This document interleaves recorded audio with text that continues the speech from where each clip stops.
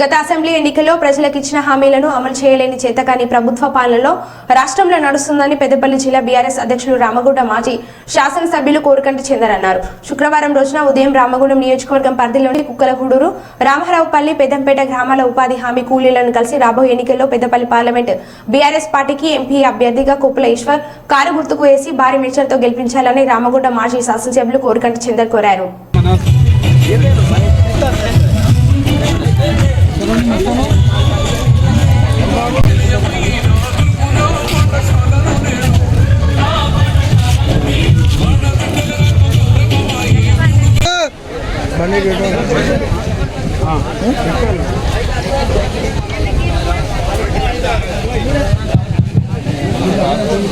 పేరు పేరున హృదయపూర్వకమైనటువంటి నమస్కారాలు. కొప్పులీశ్వరన్న బీఆర్ఎస్ పార్టీ తరఫున చేస్తా ఉన్నాడు.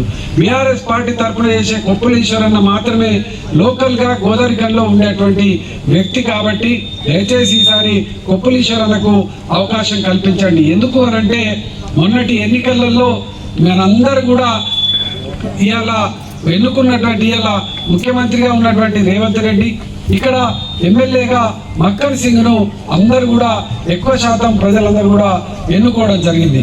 వాళ్ళు ఎన్నికలకు ముందు మన తెలంగాణ రాష్ట్రం ఏర్పడడానికి ముందు తెలంగాణలో ఉన్నటువంటి పరిస్థితి ఏ విధంగా ఉందంటే రైతులకు కనీసంగా కరెంటు ఉండేటువంటి పరిస్థితి లేకుండే, రాత్రిపూట పొలాలలో పడుకునేటువంటి పరిస్థితి రైతులు ఉండేటిది. ఎప్పుడు కరెంట్ వస్తుందా, ఎప్పుడు పెడతామా అనేటువంటి ఎదురు చూసేటువంటి పరిస్థితి నుండి కేసీఆర్ గారు 24 గంటల కరెంట్ ఇచ్చి ఆనాడు రైతులకు పంట సహాయం ఏ ముఖ్యమంత్రి కూడా, కాంగ్రెస్ పార్టీ 50 ఏళ్ళు పరిపాలన చేసింది, పంట సహాయం ఇవ్వాలనేటువంటి ఆలోచన ఎవరు కూడా చేయలేదు. కేసీఆర్ గారు మాత్రమే 10,000 రూపాయలు పంట సహాయాన్ని ఇవ్వాలని నిర్ణయం తీసుకొని అందించినటువంటి పరిస్థితిని కూడా మనం కళ్ళారా చూసాం. దాని తర్వాత ఆసరా పెన్షన్ 200 రూపాయలు కాంగ్రెస్ పార్టీ ఇస్తే 2,000 రూపాయలు కేసీఆర్ గారు ఇవ్వడం జరిగింది. కళ్యాణ లక్ష్మి 1,116 ఇవ్వడం జరిగింది. ఒక సమయంలో ఆ పరిపాలనను చూసినటువంటి వాళ్ళందరూ కూడా చాలా గొప్పగా చెప్పారు.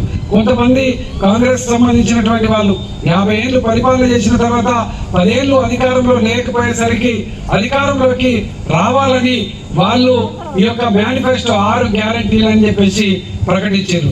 6 గ్యారంటీలలో 13 పథకాలను 420 హామీలను ఇచ్చినారు. హామీలు ఏంటి అంటే 2,000 రూపాయల నుంచి వెళ్ళి పెన్షన్ 4,000 రూపాయలు చేస్తామని, రైతు బంధు 10,000 ఇస్తే 15,000 చేస్తాం రైతు భరోసా కింద అని, రైతు కూలీలకు పైసలు ఇస్తామని, కౌలు రైతుకు పైసలు ఇస్తామని, 1,00,000 రూపాయలు కేసీఆర్ గారు రుణమాఫీ చేస్తే 2 లక్షల రుణమాఫీ చేస్తామని, కళ్యాణ లక్ష్మి 1,116 ఇస్తే తులం బంగారం ఇస్తామని, ఈ విధంగా ప్రజలందరికీ కూడా ఇలా హామీలు ఇచ్చారు. హామీలు ఇచ్చిన తర్వాత రెడ్డి కూడా మాట్లాడిండు, వాటి విషయం కూడా పట్టింపు చేయడం లేదు. ఇవాళ ఇవే అన్నిటినీ కేసీఆర్ గారు వీళ్ళు ప్రశ్నిస్తే ఏమని మాట్లాడుతున్నారు? కేసీఆర్ తెలంగాణ కోసం ప్రాణ త్యాగానికి సిద్ధపడ్డటువంటి గొప్ప మహానాయకుడిని పట్టుకొని కేసీఆర్ నువ్వేది పడితే అది మాట్లాడుతున్నావు, కాళేశ్వరం ప్రాజెక్టులో అవినీతి చేసినావు నువ్వు అని అంటారు. కాళేశ్వరం ప్రాజెక్టులో అవినీతి చేసిందా, గొప్ప చేసిందా, గొప్ప చేయలేదా, ఏదో చేసిండ్రు, ప్రజలు నిన్ను ముఖ్యమంత్రిగా ఎన్నుకున్నారు. మళ్ళీ కేసీఆర్ ముచ్చట ఎందుకు మాట్లాడు? కేసీఆర్ గారు నీ పేగులను వేడలేసుకుంటా, నీ కనుగుడ్లను వీస్తా, నువ్వు చెట్లకు గట్టేస్తా, ఇంకా పురుష పదజాలంతో మాట్లాడుతున్నారు. నిజంగా తెలంగాణ సమాజం అంతా కూడా నివ్వరపోతా ఉన్నది. గెలిచినటువంటి వాళ్ళు